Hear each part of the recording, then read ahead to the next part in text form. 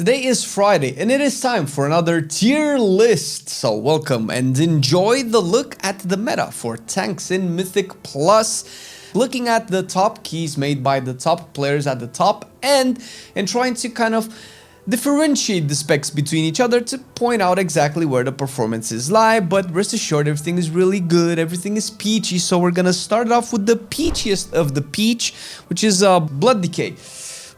Now, as far as Blood Decay goes, and it's kind of true for all of the tanks, and probably going to have to mention this every time because people tend to skip to their own spec and not actually listen to the whole video, which that sucks. But listen, Blood Decay is C tier.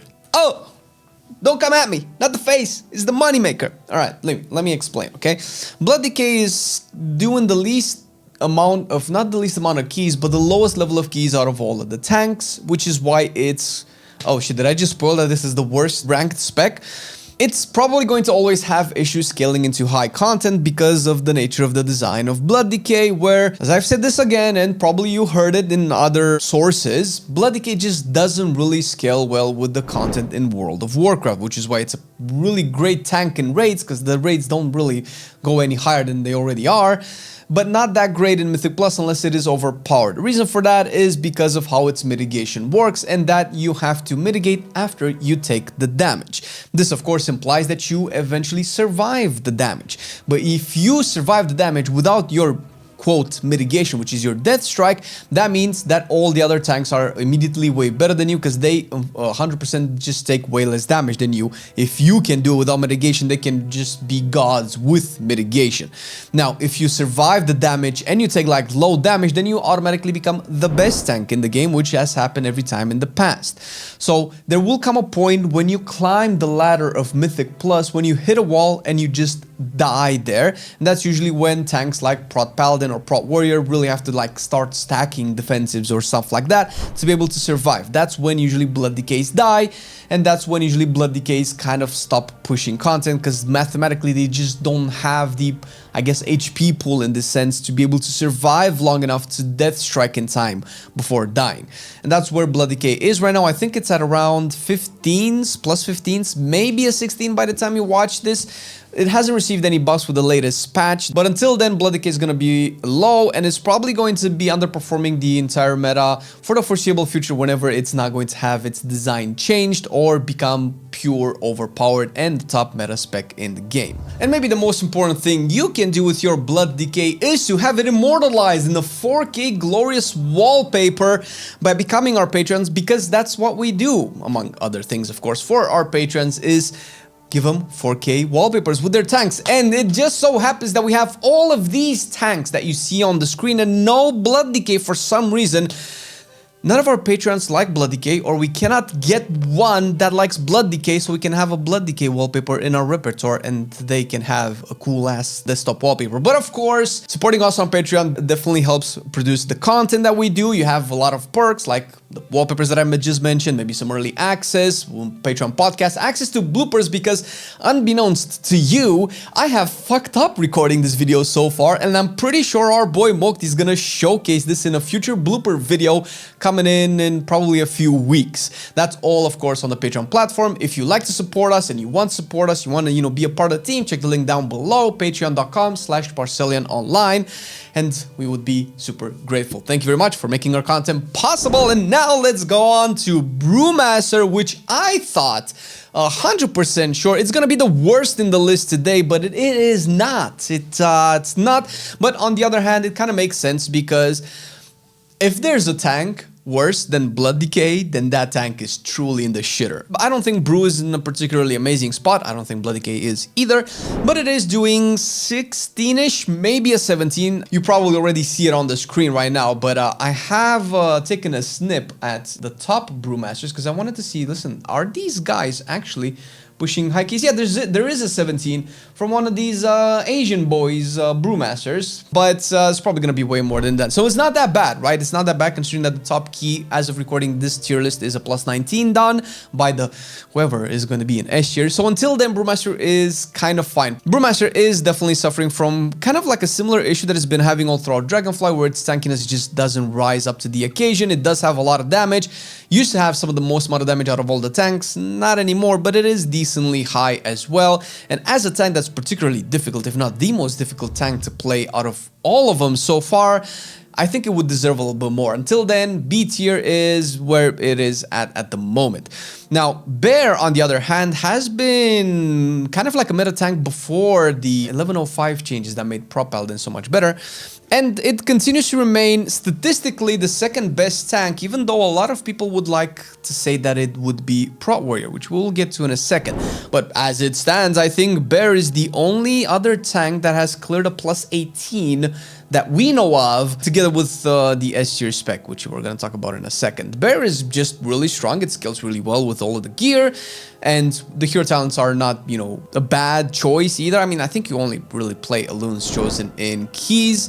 It's going to be interesting to see how we will transition to Season 2, but of course, until then, we have 1107. But as it stands, not much else to say. It's a solid tank. It used to be meta before Prot Paladin ate everything up, together with Prot Warrior.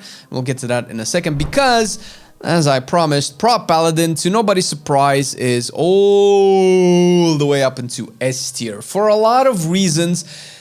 Most, if not all of them, we have covered in our recent video that was posted a few days ago regarding Prot Paladin being the best tank, which you can check after this, of course. But Prot Paladin has the most amount of damage out of all the tanks, which definitely helps, but usually doesn't always amount to everything that you need, because Brewmaster used to have that and it was still not a meta tank, even though it had the most damage. It's also super tanky, if not the tankiest tank at the moment, with all of the changes and buffs that it received in 1105. It has amazing utility, which saves you the spot of needing a Holy Paladin, which I think people were using prior to this, because of the immunes, because of the poison dispels, which you can also get through Shaman, but now that poison cleansing totem has been nerfed. The top keys that push will still need a reliable poison dispel, on top of everything else that Prot Paladin does, of course, which is all really good across the board. This is great. They shouldn't be nerfed. Like I mentioned before, all of the other tanks should be buffed, because if you nerf Prot Paladin, then everybody just downscales at least one key level. Prot Warrior is definitely a strong competitor. Currently, top 3, I would say. And I think the only reason it's not an A tier is because it just so happens that the top Prot Warriors haven't gotten to do an 18 yet. I don't think it's because Prot Warrior cannot do 18s. But listen, we're looking at the data. The data is how it is, so we're gonna rank it how it is. But keep in mind that it might very well be equal to Bear, or maybe even better. If we waited a week or two longer, we would probably see them neck and neck. As it stands, not at the moment, which is what these tier lists tend to be. It's kind of like a snapshot of a moment in the season and kind of pointing out how the meta is. These can change up and down. Likely nobody's going to dethrone Prot Paladin anytime soon, and that's definitely not going to be Prot Warrior, although a lot of the top players seem to agree that if there's anybody that has a chance dethroning Prot Paladin is Prot Warrior.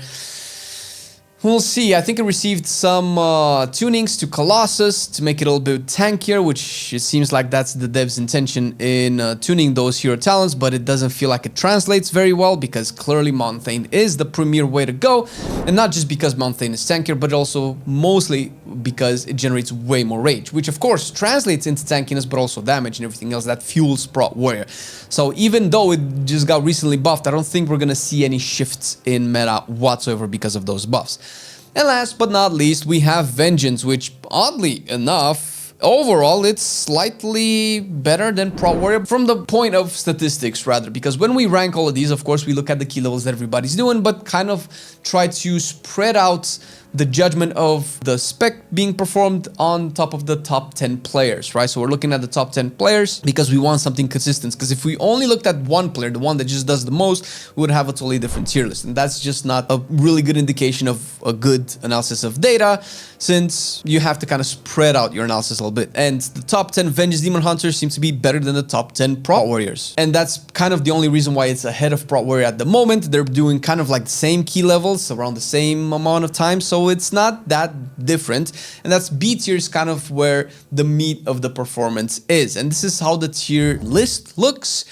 If we look at the very top, let's say top 10 players of each spec, which is definitely not the experience that you might have, the experience that we don't have, of course, because if we were to represent all the tanks, you would see something like this, which is the overall representation of tank distribution, which is Prot Paladin S tier. It's never going to go away, and pretty much everybody into A tier. Across the board, if we look universally at the entire meta, the tanks are decently close to each other. It's just at the super high end, the difference between the top and the bottom just tends to be a little bit bigger. bigger. And you can also look at this particular racing bar chart. This can show essentially the evolution of the tank's popularity, let's say, throughout the key levels up until we get to some of the higher keys, where you can see a lot of specs dropping off, not necessarily because they're unpopular, but they just cannot keep up with some of the top specs. This is kind of like an indication as to where people usually gravitate towards, where the community perception is centered around. That can be good, that can be bad. Most of the time it's bad because people take this and think, oh, Prot Paladin is the only viable tank, and they don't even invite the other ones.